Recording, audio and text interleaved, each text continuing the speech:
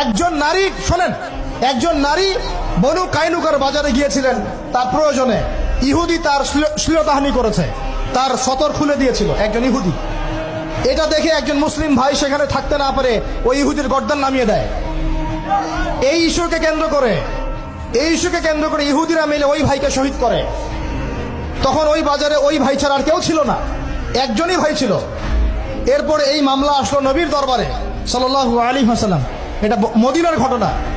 নবী সাল্লাল্লাহু আলাইহি ওয়াসাল্লাম ওই সাহাবীকে তো দোষারোপ করেনই নাই, ওই সাহাবীকে দোষারোপ করেন নাই, বরং নিজে বর্ম পরে অন্য সাহাবীদেরকে বলেছেন তোমরা বের হও, আমরা বনু কাইনুকা আক্রমণ করবো, ওকে এখান থেকে বের করে দেবো। একজন দিনী বোনের ইজ্জতের বদলা নেওয়ার জন্য পুরো বনু কাইনুকার ইহুদিদের সাথে যুদ্ধ হয়েছে।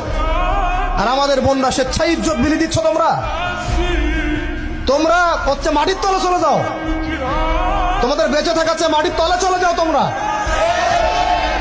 নিজেরা স্বেচ্ছায় ইজ্জতের বিসর্জন দিচ্ছ।